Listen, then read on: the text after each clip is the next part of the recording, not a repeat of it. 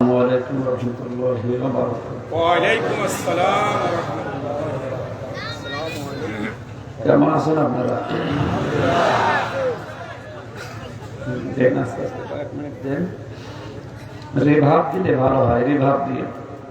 এই মনিটরগুলো একটু লো দাঁড়িয়ে আছেন কি? কাকে দেখেন? বসেন। এখানে দাঁড়িয়ে এই জায়গায় বসেন। বসেন।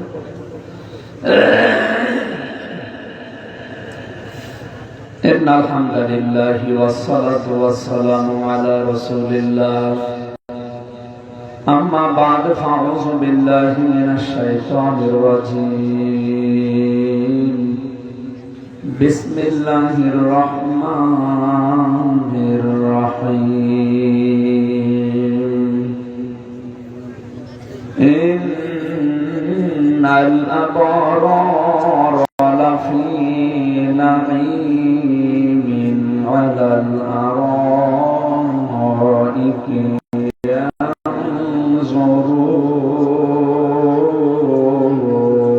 ينظرون الله أكبر تعرف في وجوههم نظرة النعيم يسقون من رحيق مختوم ختامه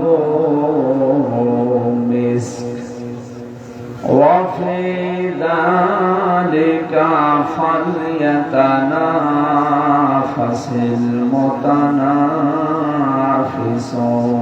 المتنافسون ومزاجه من تسنيم عينا يشرب بها المقربون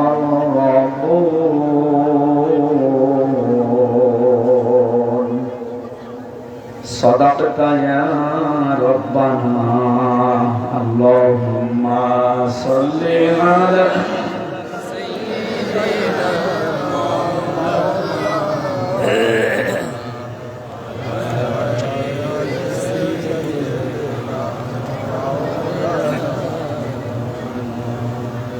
আলহামদুলিল্লাহ। বাংলাদেশের ঐতিহ্যবাহী জেলা নোয়াখালী বেগমগঞ্জ থানার অন্তর্গত ছয়ানি ব্যাপারী বাড়ি জামে ঈদগাহ ময়দানে ঐতিহ্যবাহী ব্যাপারী বাড়ি সমাজের উদ্যোগে 11তম তাফসীরুল কোরআন মাহফিলের সম্মানিত সভাপতি,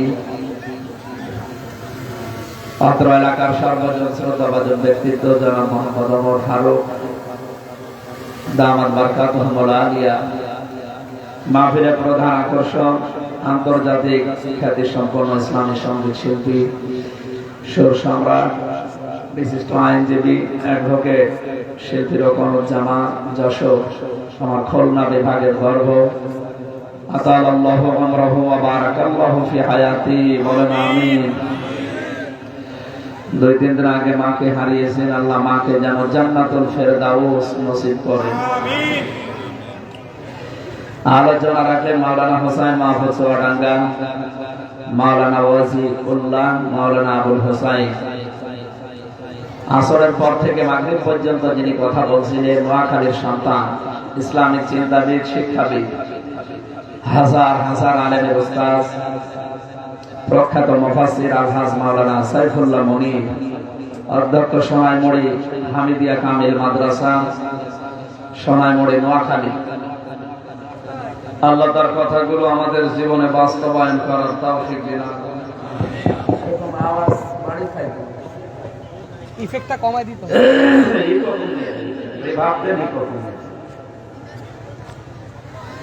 যার মাধ্যমে এসেছি এখানে জনাব দেলাওয়ার হোসেন ফরহাদ, আপনাদের মনে হয় এই জেলারই সন্তান। মঞ্চে বসা উলামায়ে কেরাম, সামনে বসা মুসলমান ভাইরা, পর্দার আড়ালের সম্মানিতা মা এবং বোনেরা, প্রাণ প্রিয় নোয়াখালীবাসী, আল্লাহর দরবারে শুকরিয়া জানাচ্ছি যিনি কোরআন শোনার জন্য আমাদেরকে এই ময়দানে মাগরিবের নামাজের পরে পরে হাজির করে দিয়েছেন। খুশি হয়ে বলেন আলহামদুলিল্লাহ। কোরআনে কারীম আমাদের কাছে কয়েকটা জিনিস চায়। আমরা যারা কোরআন শুনতে এসেছি, কোরআন আমাদের কাছে 6টা জিনিস চাই। কয়টা জিনিস বলেন তো? আমরা তাফসীর থেকে শোনাচ্ছি। 1 নম্বরে কোরআন চাই আমরা যেন তার উপরে ঈমান আনি। আমাদের ঈমান আছে না? ঈমান কেউ যদি আনতে চায় তাহলে তার আগে আরেকটা কাজ করা লাগে। আমি কথা শুনতে পাচ্ছি, এত কি বলেন কি আপনি? এই লাগবে না, বসুন। আপনি এত কথা কেন? এখানে কি করেন? আর শরীরদার নাই, আমি ডিস্টার্ব করি না। কথা বলে শুনতে হয়, চুপচাপ থাকে। বসি।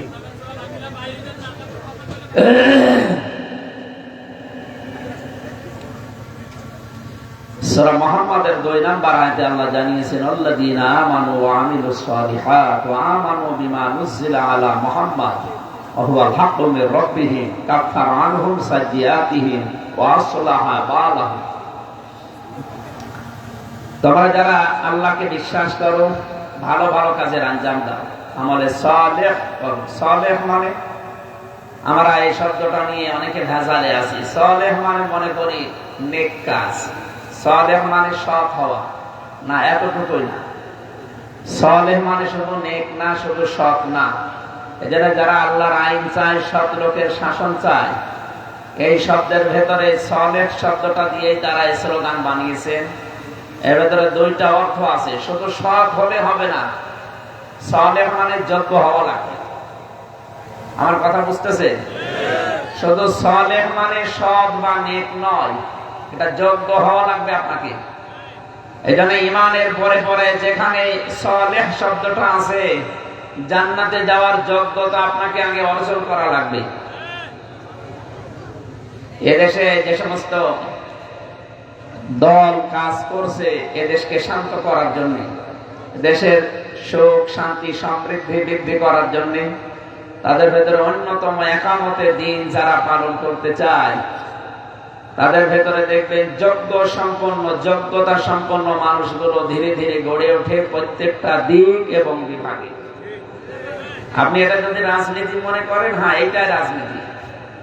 কোরআনে কারিমের আসল শব্দ এটা। ঈমানের পরে এই সালেহ শব্দটা আছে। কোরআনে হাজার হাজার জায়গায় আল্লাহ দিয়েছে। একটা শব্দ যদি গুরুত্বপূর্ণ না হতো আল্লাহ এতবার দিতেন না।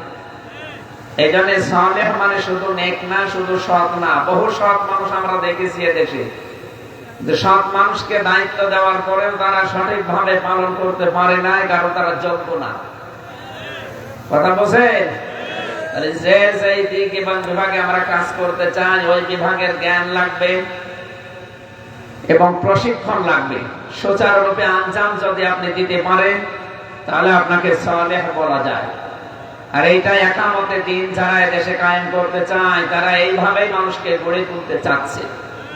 প্রত্যেকটা বিভাগে, আপনি বিচার ব্যবস্থা বলেন, আপনি আইন বিভাগ বলেন, আপনি আদালতে বলেন, চিকিৎসা বিভাগে বলেন, শিক্ষা বিভাগে বলেন, এমন কোন দিক বিভাগ নেই যেখানে একামতে দিনের লোকজন নেই, নারী হোক আর পুরুষ হোক। তোরা শুধু সৎ নয়, সৎ হলে হবে না, যোগ্যতা সম্পন্ন হওয়া লাগবে। আমাদের যোগ্যতা নেই, এই জন্য দেশটা আল্লাহ আমাদের হাতে তুলে দেয় না। সামনে এখন আমরা দেখতে পাচ্ছি, ওয়ানুরিদু আন্না মুন্না আলাল্লাযিনা ইসতাদআফু ফিল আরদি ওয়া নাজআলাহুম আইম্মাতা ওয়া নাজআলাহুমুল ওয়ারিসিন। সূরা কসস 20 নম্বর পারা 4 নম্বর পৃষ্ঠা 15 নম্বর লাইনে 5 নম্বর আয়াত। এটা আল্লাহ তাআলা বলেন, আমি একটা ইচ্ছা করলাম। নোয়াখালীবাসী বলেন তো ইচ্ছা কার? কথা বোঝার পরে বলবেন, ইচ্ছা কি হামজার? কার? অনুরিদু, আমি ইচ্ছা করলাম, আমি আল্লাহ নিজে। আর আল্লাহ যদি কোনো ইচ্ছা করে, কেউ রোধ করার ক্ষমতা রাখে? আমি যা ইচ্ছা তাই করি। ইন্নামা আমরুহু ইযা আরাদা শাইআন আইয়াকুলা লাহু কুন ফায়াকুন। আমি একবার যদি কোনো কাজের ইরাদা করি, ইচ্ছা করে, শুধু বলি কুন, সঙ্গে সঙ্গে হয়ে যায়, ফায়াকুন। তাহলে আল্লাহর ইচ্ছা রদ করার মতো কোন শক্তি আসমান আর জমিনে? জবাব দেবেন ছাত্রের মতো আছে? ইচ্ছা করছেন কে? আল্লাহ বলেন, আমি ইচ্ছা করলাম। কি? আন্না বন্যা, মন্না মানে অনুগ্রহ করা, দান করা, দয়া করা, রহমত করা। আমি আল্লাহ ইচ্ছা করলাম অনুগ্রহ করতে। আলাল্লাযীনা ইসতাদঈফু ফিল আরদি, আলা মানে উপরে, তাদঈফু মানে দুর্বল করে রাখা, ফিল আরদি মানে জমিনের মধ্যে, জমিনে যাদেরকে ওই জামানায় ফেরাউন দুর্বল করে রাখতে চেয়েছিল, আমি আল্লাহ ইচ্ছা করলাম এই মানুষগুলোকে আমি আল্লাহ উপরে তুলতে চাই। ওয়ানাজালাহুম আইম্মাতান, তাদেরকে আমি জাতির নেতা বানিয়ে দেব। ওয়ানাজালাহুমুল ওয়ারিসিন, এবং জমিনে উত্তরাধিকারী তাদেরকে আমি আল্লাহ বানাবো। ইচ্ছা কার বলেন তো? এই আয়াতটা শুধু ১৫০০ বছর আগে মুসা আলাইহিস সালামের জামানায় আল্লাহ দেখিয়েছিলেন, কিয়ামত পর্যন্ত আর দেখাবে না। বলেন বলেন, যদি কিয়ামত পর্যন্ত না দেখাবে তাহলে এই আয়াত কোরআনে দিত না। তার মানে যুগে যুগে এরকম সময় আসবে যে যাদেরকে জমিনে দুর্বল করে রাখা হবে, কোন ঠাসা করে রাখা হবে, এই মানুষগুলোর উপরে আল্লাহ একটা সময় নিজেই তিনি মনন করবেন। মনন মানে কি বললাম? অনুগ্রহ। বলেন না কেন? তিনি একটা অনুগ্রহ নাযিল করবেন তাদের উপরে, তাদেরকে জমিনের নেতা বানিয়ে দেবেন মানুষের, আর উত্তরাধিকারী বানিয়ে দেবেন জমিনের, শাসন ক্ষমতা আল্লাহ তাদেরকে দেবেন। অনুমাক্কিনা লাহুম ফিল আরদ, আমি চাই তাদেরকে জমিনের একটা শাসন ক্ষমতা দিতে। অনুরিয়া ফিরআউনা, আমি আল্লাহ দেখাতে চাই ফেরাউনকে, ও হামানা, হামানকে, ও জুনুদাহুমা, এবং তার দলীয় লোক, তার সৈন্যবাহিনীকে, মিনহুম মা কানু ইয়াহযারুন, আমি দেখাতে চাই যে তারা সবচেয়ে বেশি ভয় পেত মুসা আলাইহিস সালামের দলকে, আর সেই দলের উপরে আমি মনন করে, অনুগ্রহ করে, দয়া করে জমিনের শাসন ক্ষমতা দিয়ে ওদের ওই ভয়টাকে আমি আল্লাহ কাজে লাগিয়ে দিয়েছি। যেই দলকে তোরা ভয় করতিস সেই দলকে তোদের উপরে আমি শাসন ক্ষমতায় বসিয়ে জমিনের উত্তরাধিকারী বানিয়ে দিলাম। যেহেতু ওই জামানায় কত বছর অত্যাচার, জুলুম, নির্যাতনের শিকার হওয়ার পরে মানুষগুলো যোগ্য হয়ে গড়ে উঠেছিল। আমাদের এই দেশেও দেখেন, এই ৫৪ বছরে একামতে দ্বীনের দায়িত্বে যারা আছে, ঘাত প্রতিঘাত সহ্য করে জুলুম, অত্যাচার, নির্যাতনের স্টিম রোলার চালানো হচ্ছে তাদের উপরে। কথা বলে না কেন? বানানো বিচার ব্যবস্থা দিয়ে নিজেরাই বিচারপতি, নিজেরাই উকিল, নিজেরাই প্রসিকিউটর, নিজেরাই সব, নিজেরাই সাক্ষী। তার সাক্ষীগুলো যদি দেখা সাক্ষী হয় মেনে নেওয়া যায়, সব শোনা সাক্ষী। জন্ম হয় নাই তো, হ্যাঁ, জন্ম হয়েছে ৭৫, সাক্ষী দিয়েছে ৭১। এইরকম সাক্ষীর মাধ্যমে ৬ জন এ বাংলাদেশের সর্বোচ্চ পর্যায়ে যারা ইসলামী আন্দোলনের সর্বোচ্চ নেতা, এই ৬ জনকে বিদায়িত করে দিলে, প্রায় ১২ থেকে ১৩ জনকে ঢুকে ঢুকে আপনারা মারলেন। এখনো পর্যন্ত একটা মানুষ, জনাব এটিএম আজহারুল ইসলাম, এই মানুষটাই মিথ্যা জিনিস নিয়ে আজ কত বছর পড়ে আছে ভেতরে। আমরা চাই বানানো বিচার ব্যবস্থায় যা হয়েছে সবই তো শেষ হয়ে গেছে। ছাত্র আন্দোলনের মাধ্যমে ফ্যাসিস্ট যা ছিল সব যেহেতু ধ্বংস করা হচ্ছে, এদের বানানো বিচার, বানানো যা ছিল সব ধ্বংস করে নিরপরাধ মানুষগুলোকে ছেড়ে দেওয়া হোক। এক কথা বলে না কেন? বিশ্বনবী নিজে ১৪০০ মানুষ নিয়ে তিনি হজ করতে এসেছিলেন। আমরা শুধু এই ঘটনা কোরআন থেকে, সূরা ফাতিহা থেকে শুনে কান্নাকাটি করি। আরে ভাই, কান্নার বিষয় না, এখানে শিক্ষা নেওয়ার বিষয়। নবীজি একজন মানুষকে পাঠালেন, হযরত ওসমানকে, হুদায়বিয়া নামক যে সন্ধি করেছিলেন ওই জায়গায়। বললেন, যাও মক্কাতে যেয়ে ওদেরকে বলো যে আমরা এবার যুদ্ধ করতে আসি না, আমরা শুধু হজ করে চলে যাব। ওরা ওসমানকে আটক করে ঘোষণা দিয়ে দিল যে ওসমানকে হত্যা করা হয়েছে, কতিলা ওসমান ইবনে আফফান রাদিয়াল্লাহু তাআলা আনহু। নবীজি এই কথাটা শোনার পরে সাহাবায়ে কেরামকে বললেন, তোমরা যারা রোজা রেখেছো এ রোজা ভেঙে ফেলো। অথচ আসরের একটু আগে আর ১ ঘন্টা ১.৫ ঘন্টা হলে তো রোজা ভেঙে ফেলবে। নবীজি বললেন, না, এখনই রোজা ভেঙে ফেলো, শক্তি লাগবে শরীরে। ইহরামের কাপড় পরা আছে ১৪৯৯ জন, আর একজন তো ওরা আটক করেছে। ১৪৯৯ জনকে বললেন ইহরামের কাপড় সব খুলে ফেলো। এখানে যারা হজ করেছে জিজ্ঞাসা করেন তো, ইহরামের কাপড় পরার পরে হজ শেষ না হলে কেউ যদি খোলে তার দম দেওয়া লাগে, মাথার চুলও যদি খসে যায় তাও কুরবানি করা লাগে। আর সেখানে নবীজি বলছেন যে খুলে ফেলো কাপড়, সব সাধারণ কাপড় পরো। নবীজি জানতেন না যে ইহরামের কাপড় খুলে ফেললে আমার হজ হবে না? এবার বলেন না কেন? না, আপনি বসেন।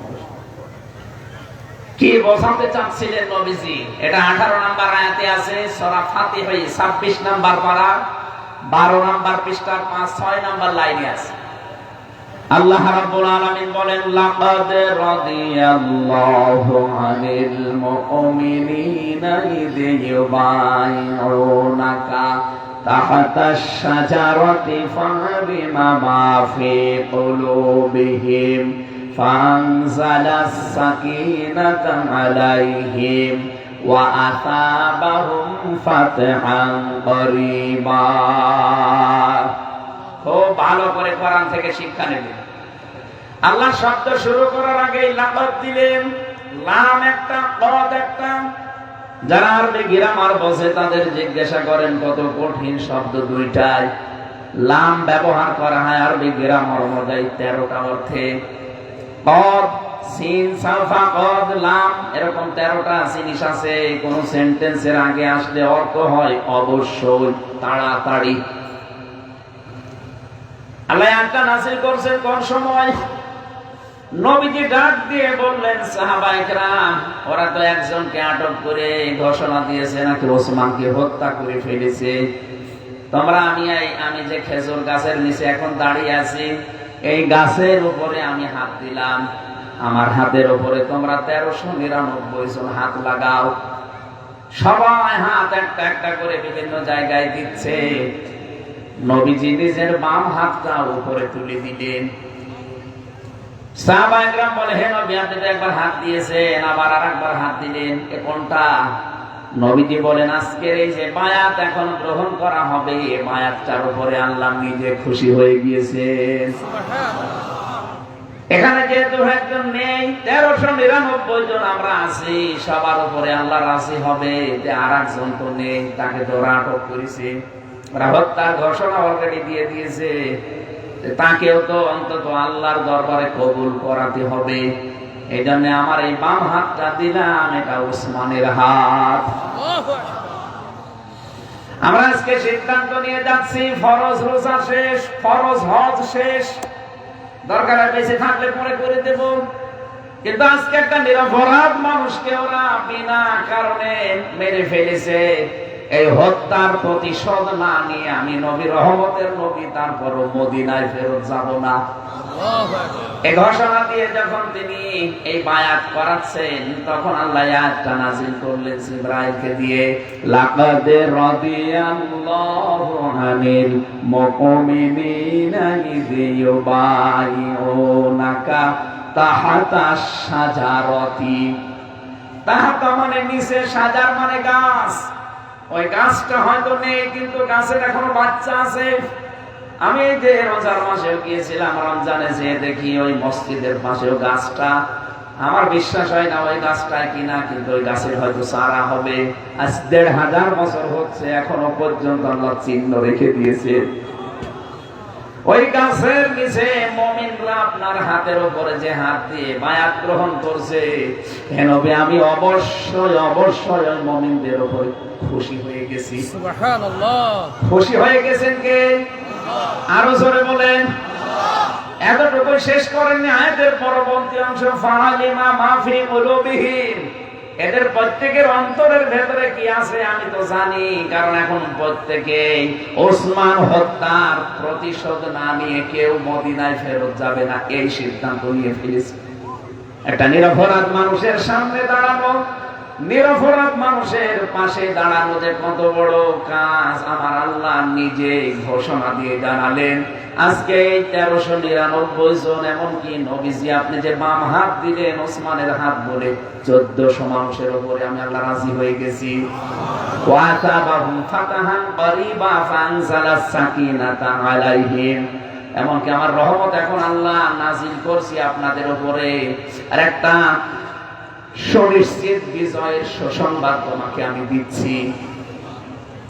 এর মূল কথা পেয়েছি এটা, একটা নিরপরাধ মানুষ তারা ধরে নিয়ে হত্যার শুধু সংবাদ দিয়েছিল, হত্যা করে না, শুধু সংবাদ মিথ্যা ছড়িয়েছে, মেরে ফেলেছি। নবীজি এতটুকু শোনার পরে ফরজ হজ বাদ দিয়ে দিলেন, ফরজ রোজা বাদ দিয়ে দিলেন। 1399 জনকে শপথ বাক্য পাঠ করাচ্ছে যে একে মুক্ত করা না পর্যন্ত বা এর জীবনের প্রতিশোধ না নেওয়া পর্যন্ত কেউ আমরা মদিনায় যাব না। কোন নবীর কথা এটা? রহমতের নবী। কোন নবী? রহমতের নবী। জীবনে কারো দিকে চোখ তুলে গরম করে তাকাননি, এই নবী বলছে। মানুষ ওরা আটক করে মেরে ফেলেছে কয়জন? এক কথা বলছে কয়জন? তাও মারে নাই, মিথ্যা সংবাদ ছড়িয়েছে, যদিও আমরা বিশ্বাস করেছি মেরে ফেলেছে। একটা মানুষের বিনা কারণে হত্যার কথা শোনার পরেও জ্বলে উঠলেন রহমতের নবী। আপনি টের পাচ্ছেন? রহমতের নবী জ্বলে উঠেছিলেন। এতগুলো মানুষকে শপথ বাক্য পাঠ করিয়ে বলছে আমরা মদিনায় যাবই না এই হত্যার প্রতিশোধ না নিয়ে। আল্লাহ এমনি তাদের উপরে রাজি হয়নি।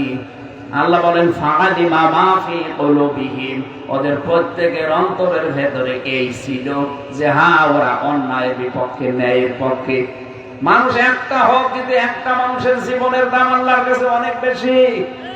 মানুষটা যদি নিরপরাধ হয়, সব প্রকাশ হয়ে পড়ছে। মাওলানা নিজামীকে তার ফাঁসি এবং দণ্ড থেকে মুক্তি দিয়ে দিয়েছে আদালত।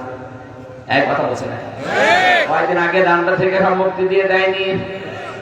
আমি তো নিজে ভিকটিম। ওরা এতদিন শুধু ন্যায় বিচার আমরা কায়েম করছি, এটা শুধু ছড়িয়েছে, পুরাটা মিথ্যা।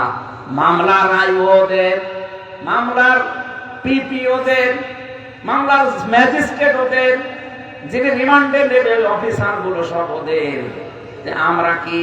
আমরা অ্যাডভোকেট রকমুজ্জামান একজনকে দাঁড় করায়, ও কথা শুনলে চলে, না শুনলে চলে। ওরা শুধু বলে যাওয়া দরকার বলে, আর সবই ওদের, টপ টু বটম ওদের। এই জন্য আমি নিজে ভিকটিম হয়ে বলছি, যা ছিল বিচার ব্যবস্থায় 15.5 বছর পুরাটা বানোয়াট মিথ্যা। নিজেদের ক্ষমতায় টিকে রাখার জন্য, ইসলামকে ধ্বংস করার জন্য এই পায়তারা গুলো নিয়েছিল দাদাদের হুকুম অনুযায়ী। এই জন্য বলছে মাওলানা এটিএম আজহারুল ইসলামকে অতি দ্রুত মুক্তি দেওয়া লাগবে। এই দেশে আমরা যারা আছি সবার মনে রাখুক এটা। একজন নিরপরাধ মানুষকে আপনার কতদিন রাখবেন? আব্দুল সালাম পিন্টু যদি ছাড়া পায় 17 বছর পর, বাবর মিয়া যদি ছাড়া পায় 17 বছর পর, এখন বলছে না কেন? তারেক জিয়া সাহেবের পিএস গিয়াসউদ্দিন মামুন যদি ছাড়া পায় 17 বছর পর, 17 বছর পরে এই লোকটা ছাড়া পাবে না কোন কারণে? একটা লোকের মুক্তির জন্য আজকে যদি নামাজ বাদ দিয়ে, রোজা বাদ দিয়ে, হজ বাদ দিয়ে, একটা লোকের মুক্তির জন্য যদি সত্যি আমরা আজকে সিদ্ধান্ত 18 কোটি মানুষ সঠিকভাবে নিতে পারি, 1400 মানুষের উপরে যদি আল্লাহ রাজি হয়, আমাদের উপর আল্লাহ রাজি হয়ে যাবে।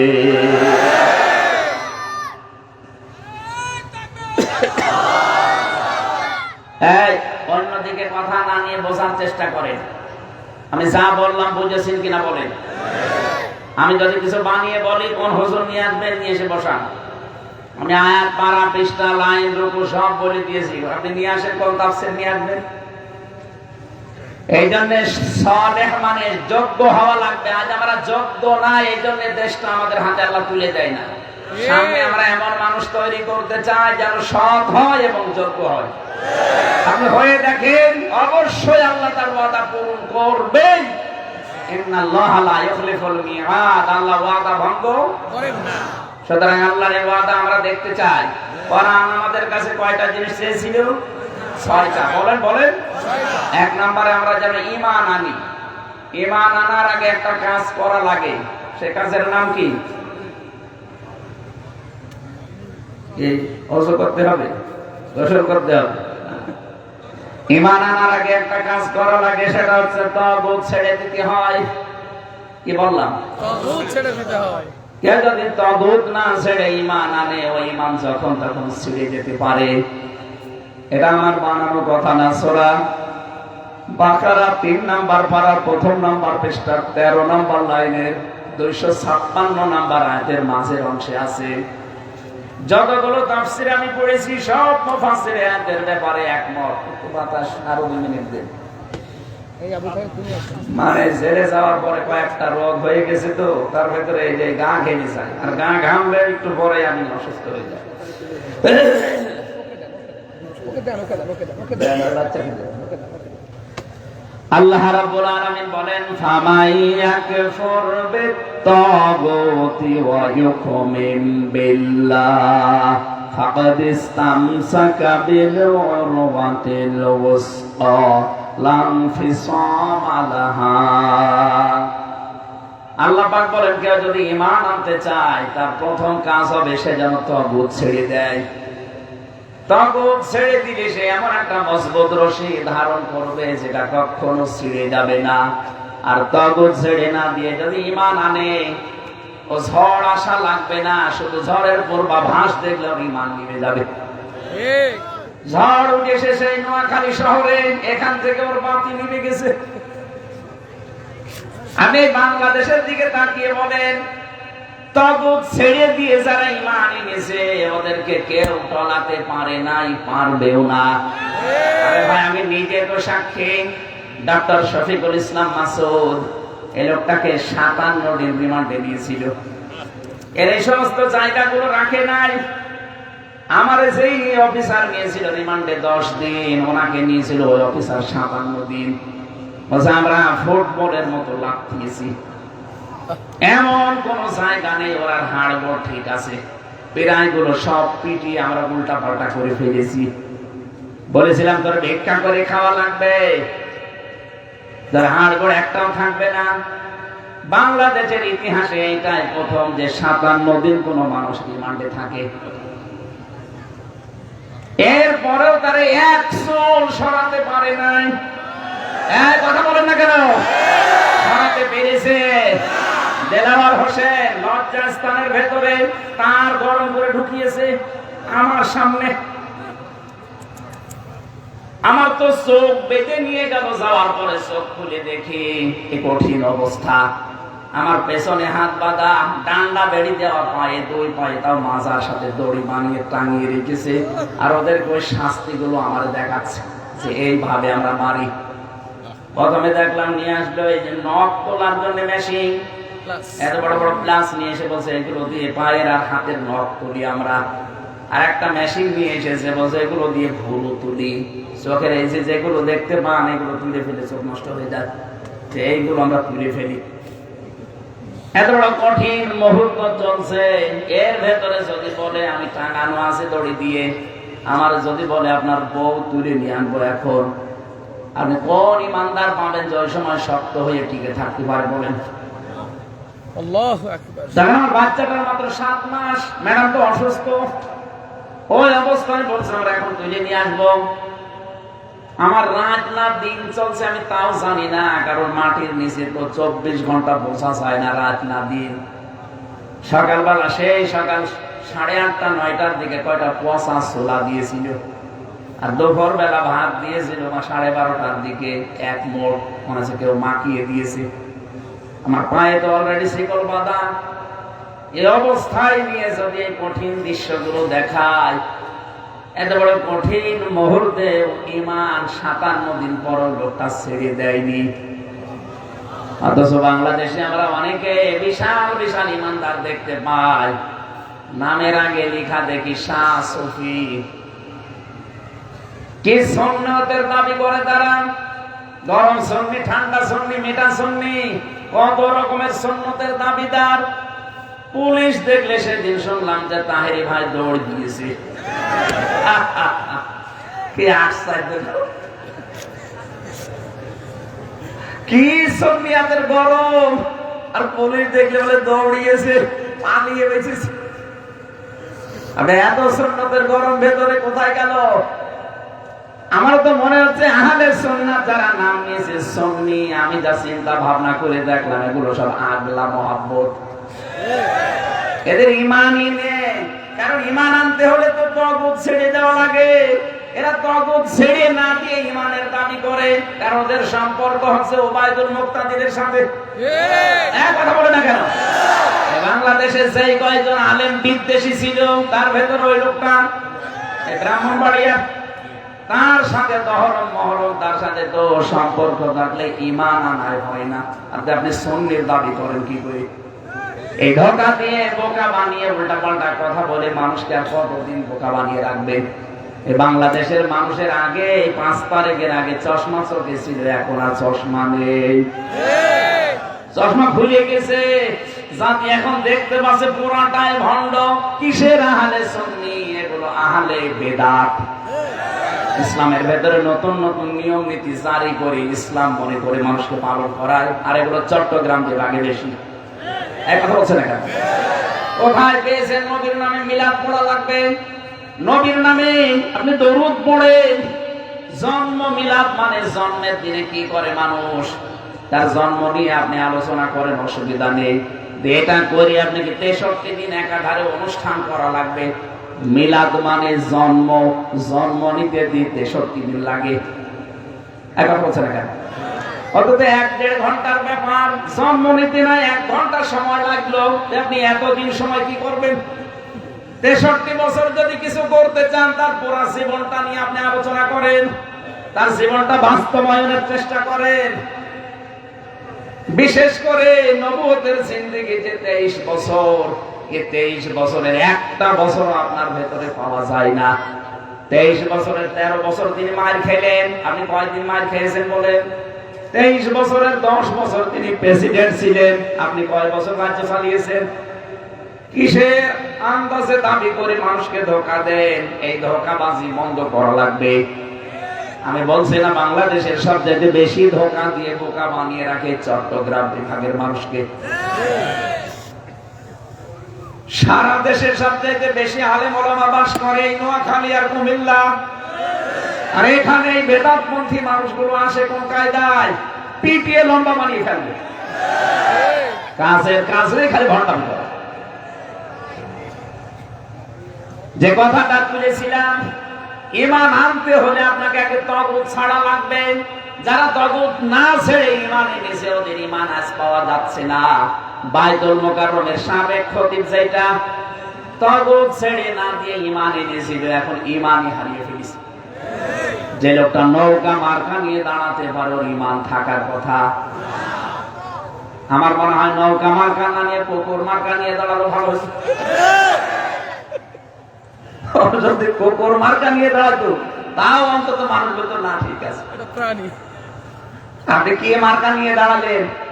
যারা আলেমদেরকে জেলের ভেতরে শুধু রেখে দেয় না, ফাঁসির কন্ডেম ছেলে 24 ঘন্টা আটক করে রেখে তালা মারে, আবার সিসি ক্যামেরা লাগায়, আবার কারারক্ষী আলাদা আমাদের জন্য 2-3 করে দিয়ে দেয়। খাবার দাবার তো ঠিক নেই। যে আমার ডায়াবেটিস 27, 19 এমনি হয়নি ওদের কারণে।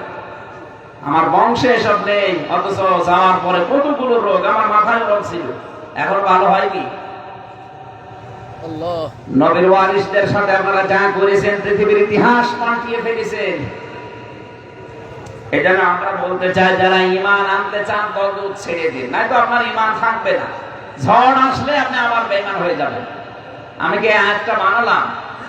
আপনি বাংলাদেশ দিয়ে আমি উদাহরণ দিলাম। এত বড় বড় হুজুর, এত বড় বড় ইমাম, এত বড় বড় পীর, এত বড় বড় খতিব ঈমান হারিয়ে ফেলছে, শুধু তাগুত ছেড়ে দেয়নি, ঈমানের দাবি করবে এই কারণে। আর যে মানুষগুলোকে আমরা দেখতে পাই না, আকীদার প্রশ্ন তুলে আন্দাজে এক ভ্রান্ত ধারণার কথা তাদের উপর চাপিয়ে দেয় যে তাদের আকীদা ঠিক নেই। আপনার আকীদা ঠিক আছে? যে মানুষগুলো ফাঁসির দড়ি গলার কাছে নিয়েও অন্তত আল্লাহর বিধান ভুলে যায় না, তাদের আকীদা ঠিক নেই। আকীদা আপনার ঠিক আছে?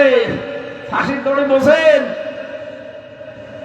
ফাঁসির দড়ি আপনার গলার কাছে আসা লাগবে না, শুধু যদি নাম শোনেন যে আপনার ফাঁসি হবে, 4 দিন আগে আপনার খাওয়া বন্ধ হয়ে যাবে।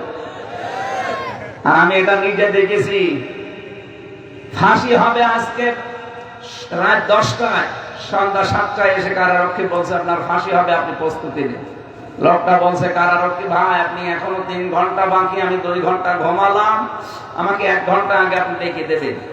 অথচ তার ছেলে গুম হয়ে আছে, ব্যারিস্টার আরমান, তার স্ত্রী অসুস্থ বাড়িতে পড়ে আছে, তার দলীয় লোকজন লক্ষ লক্ষ পালিয়ে বেড়াচ্ছে, কেউ জেলখানায় ভর্তি আছে। আর সেই লোকটার মাত্র 3 ঘন্টা পরে ফাঁসি। সে বলছে আমি 2 ঘন্টা ঘুমালাম, আমার রেখে দেবে। কারারক্ষী কুতুবউদ্দিন ভাই আমাকে বলছিল যে আমির হামজা ভাই, আমি দেখলাম ঠিক লোকটা 2 ঘন্টা ঘুমিয়ে গেল। এত বড় বড় বিপদ যার মাথার উপরে, তার ঘুম আসে কি করে? আপনি বলছেন নি, আমি বুঝেছি। ইন্নাল্লাযীনা ক্বালু রাব্বুনাল্লাহ সুম্মা ইসতাকামু, যারা এই কথা বলতে পারে আমাদের রব আল্লাহ, আর এরপরে টিকে থাকতে পারে, তাতানাজ্জালু আলাইহিমুল মালায়েকা, তাদের বিপদে আপদে আল্লাহ ফেরেশতা নাযিল করে সাহায্য করে। আল্লাহ তাখাফু ওয়ালা তাহজানু, ফেরেশতারা এসে বলে ভয় নেই, চিন্তা নেই, আপনার ছেলে গুম হয়ে আছে তাতে কি, আপনার বউ অসুস্থ তাতে কি, আপনার দলীয় লোকজন পালিয়ে বেড়াচ্ছে তাতে কি, সবগুলোর দায়িত্ব আল্লাহ নিয়ে নিয়েছে। এই অভয় দেওয়ার পরে তার ঘুম এসেছে, তাছাড়া ঘুম আসার কথা না। আমি নিজে তো দিয়েছিলাম 3টা বছরে সবচেয়ে বেশি চলে, ওখানে দেখলাম ঘুমের বড়ি। আপনাদের মাইকটা ঠিক হয়নি, আমার গলা বসে যাচ্ছে। কোন জায়গায় যাওয়ার আগে এখন থেকে মাইক ঠিক করে জানবো যে জেলা শহরের মাইক নেই কিনা। আমি এরকম মাহফিলে আসবো না, একটা করে নাই, এরা কি করবে? মনিটর একটা ঘুরিয়ে দিলে হবে। এদিকে কে আছে ভাইয়া? মনিটর গুলো একটু বাড়িয়ে দিলে হবে।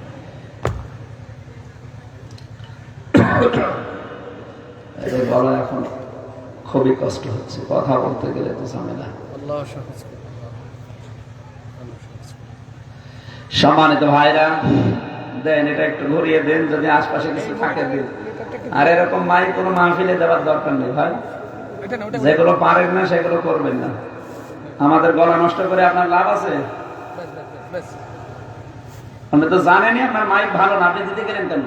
বলতে পারতেন যে জেলা শহরের মাইক নিয়ে আসেন, যাদের 1500 2000 পাওয়ার আছে, কয়টা টাকার জন্য আমার এই গলাটা নষ্ট করে দিবে।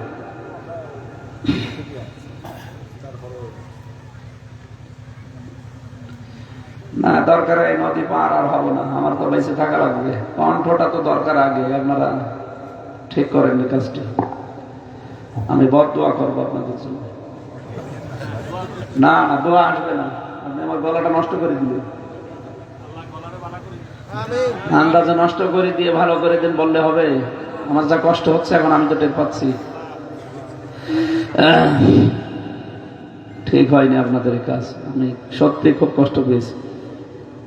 যে আধা ঘন্টা 45 মিনিট এই গলা বসে গিয়েছে। এখনো আর একটা যদি চালাতে হয়, এরপরে কালকে বাংলাদেশের সবচাইতে বড় মাহফিল যশোরে, আকিজ গ্রুপের। এমনি শরীরের উপর যে ঝকল গেছে 3টা বছর, জালেমরা একদম শেষ করে দিয়েছে।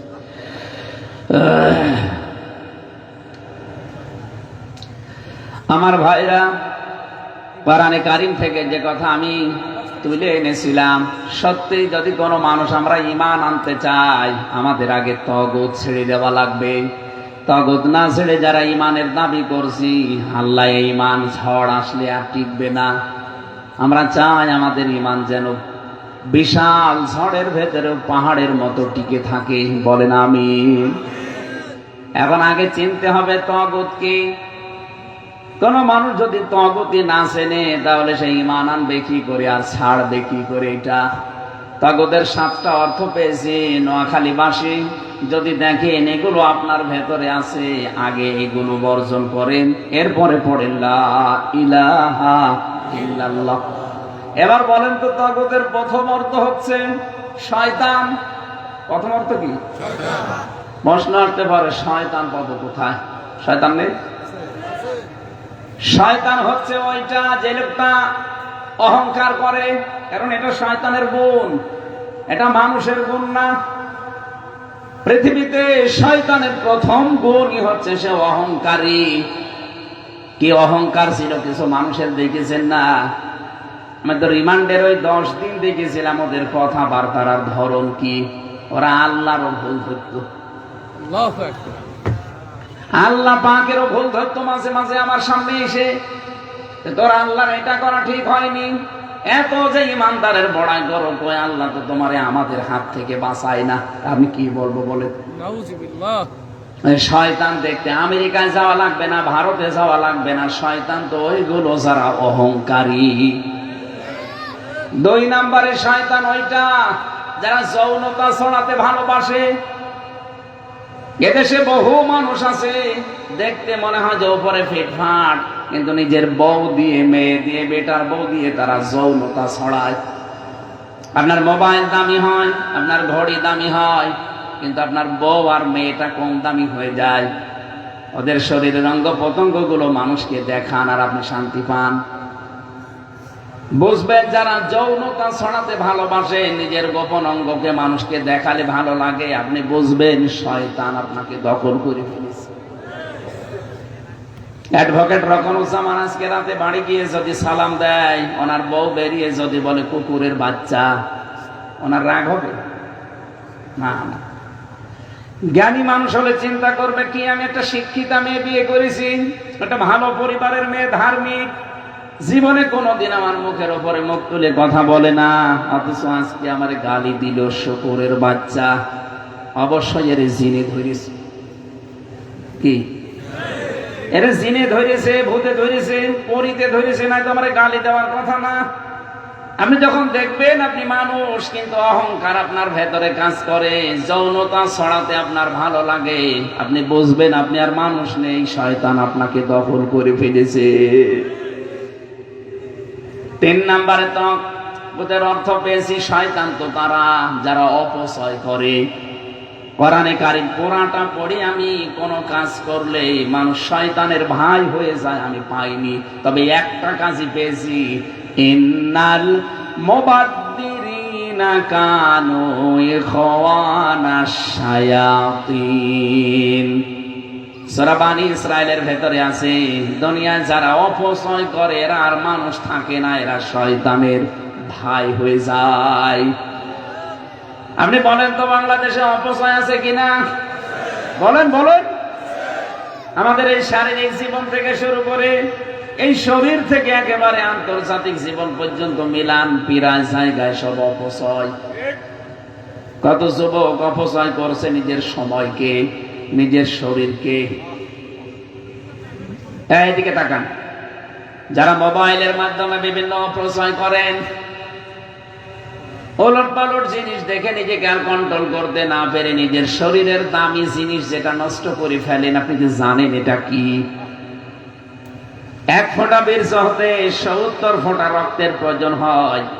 এই যে মানুষ যে খাবার খায়, এই খাবারগুলোর নির্যাস দিয়ে তৈরি হয় পিত্তরস, কিছু দিয়ে তৈরি হয় আপনার মল, কিছু দিয়ে তৈরি হয় প্রসাব, কিছু দিয়ে তৈরি হয় রক্ত, কিছু দিয়ে তৈরি হয় বীর্য, আর একেবারে আসল যেটা নির্যাস ওইটা দিয়ে তৈরি হয় পিত্তরস। বিজ্ঞান এখন প্রমাণ করছে, আয়াতের তাফসিরে আমি বিজ্ঞান ভিত্তিক মিলিয়েছি। আল্লাহ শুধু ফতোয়া দিয়ে শেষ করে দেয়নি, আল্লাহ নিজে নিজে জীবনে দেখিয়েছে যে আমি অপচয় করি না। মানুষের 3.5 হাত বডির ভেতরে যতক্ষণ পর্যন্ত আপনার পেটে খাবার থাকবে ততক্ষণ ফোঁটা ফোঁটা ওই পিত্তরস পড়তে থাকবে। যতক্ষণ বন্ধ হয়ে যাবে, খাবার নেই পেটে, ততক্ষণ ওটা অটোমেটিক বন্ধ থাকবে। আল্লাহ জানাতে চেয়েছেন, বান্দারা আমি শুধু ফতোয়াই দেইনি যে অপচয়কারী শয়তানের ভাই আমি দেখিয়েছি, আমি নিজে অপচয় করি না। এটা যতক্ষণ খাবার থাকে পড়ে, খাবার না থাকলে বন্ধ হয়ে যায়, কারণ এটা দামি জিনিস। যারা এই অপচয় করছেন, নিজের শরীরের গুরুত্বপূর্ণ অর্গানগুলো নষ্ট করে ফেলছেন, পরবর্তীতে আপনি কিন্তু সন্তান জন্ম দেওয়ার ক্ষমতা হারিয়ে ফেলবেন। একটার পর একটা বউ যখন চলে যাবে, তখন বদনাম হবে আপনার বংশের। এজন্য এখনই অপচয় থেকে থামবেন। মোবাইলে এমন কোন জিনিস দেখা যাবে না যেটা নিজে দেখলে ভালো লাগে, আনন্দ লাগে, ভালো লাগে, আনন্দ লাগে, মজা লাগে, আর অন্য কেউ দেখলে আপনার লজ্জা লাগে। এরকম জিনিস নেই। আমি আবার বলছি, নিজে দেখলে খুব ভালো লাগে, আনন্দ লাগে, মজা পান, অন্য কেউ দেখলেই কেমন যেন লজ্জা লাগে, শরম লাগে। এইটা যাদের মোবাইলে আছে, সে সিনেমা হোক, নভেল নাটক হোক, উলঙ্গ অর্ধ উলঙ্গ নাচ হোক, এগুলো সব এই মুহূর্তে ডিলিট করা লাগবে। যারা যারা ডিলিট করতে পারবেন তারা হাত তোলেন তো। কি আছে দাঁড়িয়ালা মোবাইলে? দেখি কি আছে আপনার মোবাইলে? হাত তুলে বিপদ, হাত তুলে কোন কারণে আপনি হাত তুললেন? ভুল হয়ে গেছে। না না, এমন কোন জিনিস রাখা যাবে না যেটা নিজে দেখলে আপনি আনন্দ পাচ্ছেন, অন্য কেউ দেখে ফেললে আপনার লজ্জা লাগে। এমন কোন দৃশ্য নেই? যাদের আছে ডিলিট করে ফেলবে। এটা একটা অপচয়। এটা থাকলে কিছুদিন পরে শয়তান আপনাকে ধোঁকা দেবে। এরপরে শরীরের আসল যেটা এটা বের করে ফেলে দেবেন। পরবর্তীতে দেখবেন আপনি আল্লাহর রাস্তায় দরভাঙা হয়ে গেছে। আমি নিচে নামলাম না। এই যে শরীর থেকে শুরু করে পরিবার, সমাজ, রাষ্ট্র, কত জায়গায় আজ অপচয়। আমি বিশ্বের যে কয়টা দেশে গেছি, মুসলমানেরা যেভাবে অপচয় করে, এই অপচয় যদি রোধ করা যেত, আমার মনে হয় মুসলিম বিশ্বের 57টা দেশ এ দাঁড়িয়ে যেত। এত অপচয় হয়। খাবার খাওয়া লাগবে 2 জনের, 14 জনের খাবার নিয়ে বসে আছে। 2 জন খায়, বাকিগুলো সব ফেলে দেয়। অথচ বিশ্বের 57টা মুসলিম রাষ্ট্রে কত গরিব দেশ আছে না খেয়ে মরে, কেন ওখানে পাঠানো যায় না? ও বাংলার মুসলমানেরা সাবধান, অপচয়কারী কিন্তু আর মানুষ থাকে না, ওটা শয়তানের। আরো জোরে বলেন। এরকম 7টা বিষয় আছে তাফসিরে। কেউ যদি অহংকার করে, কেউ যদি যৌনতা ছড়াতে ভালোবাসে, কেউ যদি অপচয় করে, এভাবে যারা দুনিয়ায় কাজ করবে এরা আর মানুষ থাকে না, এরা অরিজিনাল শয়তান হয়ে যায়। দেখতে শুনতে মানুষের মতো মনে হয়, কিন্তু ভেতরে পুরাটা। ওনার বউ ওনাকে গালি দিলে যেমন মনে করবে ওকে ভূতে ধরেছে, জিনে ধরেছে, আপনি যখন দেখবেন আপনি অপচয় করছেন, সময়ের অপচয় হোক, কথার অপচয় হোক, কত মানুষ লজ্জায় স্থানের অপচয় করে। এমন এমন মানুষের সাথে লাইন করে বসে আছে, জীবনেও তার সাথে বিয়ে করা আপনার সম্ভব না। এই যে যারা ভাবির সাথে লাইন করেছেন, আপনি বলেন তো আপনার ভাই তালাক দেওয়ার আগ পর্যন্ত বিয়ে করতে পারবেন? বলেন না কেন? প্রতিবেশীর স্ত্রীর সাথে অনেকে লাইন করে, এমনকি বিবাহিত মেয়েদের সাথে যাদের লাইন আছে, আপনি ভুল পথে আছেন। একটা অবিবাহিত মেয়ে অথবা এতিম মিসকিন অথবা বিধবা অথবা স্বামী পরিত্যক্তা, স্বামী মরে গেছে, এরকম মানুষের সাথে যদি আপনার মিল মহব্বত হয়, তা তো বিয়ে শাদী করে একদিন সংসার করতে পারবেন। এমন মানুষের সাথে বিয়ে করেছেন যার স্বামী আছে, এমন মানুষের সাথে আপনার লাইন চলছে যার স্বামী আছে অলরেডি। যতদিন ওই লোকটা তার স্ত্রী তালাক না দেবে, ততদিন আপনি তার সাথে বিয়ে করতে পারবেন। তার মানে সারা জীবনে বিয়েও করতে পারলেন না, আপনি কষ্ট পেয়ে পেয়ে মরবেন। এরকম যাদের লাইন আছে, এই মুহূর্তে তওবা করে নাম্বারগুলো ডিলিট করে দিন। ভাবির নাম্বার, প্রতিবেশীর স্ত্রীর নাম্বার, বিবাহিত মহিলার নাম্বার যারা আছে, এক্ষুনি ডিলিট করা লাগবে না। তো ওয়াজ বন্ধ করে দিলাম না, করা লাগবে ভাই। আমি জানি আছে, আমি কিন্তু জানি আছে এখানে ওইরকম লোক, আল্লাহর ওলি বসে আছে, তাড়াতাড়ি ডিলিট করে। দেখেন তো মোবাইলে ডিলিট করছে কে, দেখেন তো, এক্ষুনি ডিলিট করবেন, তাছাড়া ওয়াজই হবে না। কিসের ওয়াজ? পরিবারগুলো আজ ভেঙে যাচ্ছে, প্রতিদিন ভিডিও দেখা যাচ্ছে না? 2 সন্তান ফেলে রেখেছে, উনি অনশন করছে, আমার সব নষ্ট করে দিয়েছে, আমার এখন নেওয়া লাগবে। আরে শয়তান, তোর আগে মনে ছিল না? এই জন্য আমরা যারা আগের থেকে মনে করে দিলাম, এরকম যারা আছেন, এই অপচয়টা বন্ধ করেন ভাই। এই অপচয়ের আর কোনো মানে শোধ নেই। জীবন দিব আপনি আর ফিরিয়ে আনতে পারবেন না। কত কঠিন কথা আছে সূরা নূরের ভেতরে। যারা বিবাহিত, এই মানুষগুলো যারা লাইন করে ভাবির সাথে, প্রতিবেশীর স্ত্রীর সাথে, বিবাহিত কোনো মহিলার সাথে যদি কেউ খারাপ কাজে লিপ্ত হয়ে পড়ে, আপনাকে কিন্তু একেবারে মাটির ভেতরে পুঁতে এরপরে পাথর দিয়ে সঙ্গে সার করার নিয়ম। এই দেশে ইসলাম থাকলে কত মানুষকে যে আমরা প্রতিদিন এভাবে মারতাম, কথা বলেন না কেন? এখন এই যে যারা ধরা পড়েছে দেখছেন না, এদের কত কিছু বের হচ্ছে। এক একজনের লাইন 14 জনের সাথে। শরীর চলে না কাওয়া কাকু, কথা বলছে না কেন? শরীর চলে, ঠিক আছে, হ্যাঁ, আল্লাহর ওলি চালিয়ে যাচ্ছে না। বন্ধ করা লাগবে আমাদের এই কাজগুলো। আপনার চরিত্রের কারণে আজ কোথায় পৌঁছিয়ে যাচ্ছে। প্রত্যেক দিন এই ভিডিওগুলো দেখলে শুধু আফসোস আর কান্না ছাড়া কিছু করার নেই। 2-3টা ছেলে মেয়ের মা একজনের বাড়িতে যেয়ে বলছে এর সাথে আমার লাইন ছিল, আমি অনশনে আছি, আমারে বিয়ে করা লাগবে। আরে ভাই, আপনার স্বামী তো এখনো তালাকই দেয়নি, আর আপনি এ লাইন করতে গেলেন কেন?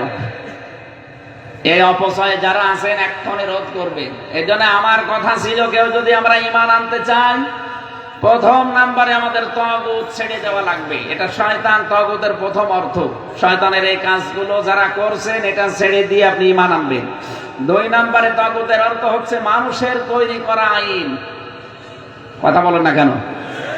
আজ যারা মানুষের তৈরি করা আইন দুনিয়ায় কায়েম করতে চান, আপনার ঈমান এখনো আনা হয়নি। আলালাহুল খালকু ওয়াল আমরু, এই জমিন যার, হুকুম চলবে তার। এটা আজ অনেকে মানতে চায় না। অনেক মানুষ বলে ক্ষমতার উৎস জনগণ, এই বিশ্বাসে বিশ্বাসী মানুষ নেই।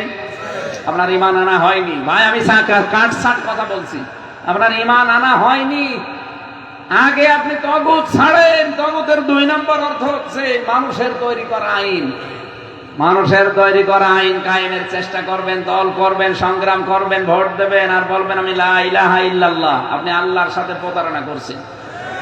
সুতরাং আগে তাগুত ছেড়ে দিতে হবে, এরপরে ঈমানের দাবি করা লাগবে। আল্লাহ আমাদেরকে মেনে নেওয়ার তৌফিক দেন, বলেন আমিন। কোরআনের হক কয়টা বলেছিলাম? 6টা। 1 নম্বরে কোরআন চাই আমরা যেন তারপরে ঈমান আনি এইভাবে। 2 নম্বরে কোরআন আমাদেরকে পড়তে হবে শুদ্ধ করে। 3 নম্বরে হক কোরআন আমাদের কাছে চাই, পড়লে হবে না, এটা বুঝতে হবে। ওয়ালাকাদ ইয়াসসারনাল কুরআনা লিযিকরি ফাহাল মিন মুদ্দাকির। 4 নম্বরে শুধু পড়লে হবে না, বুঝলে হবে না, এটা নিজের জীবনে বাস্তবায়ন করা লাগবে। শুধু বাস্তবায়ন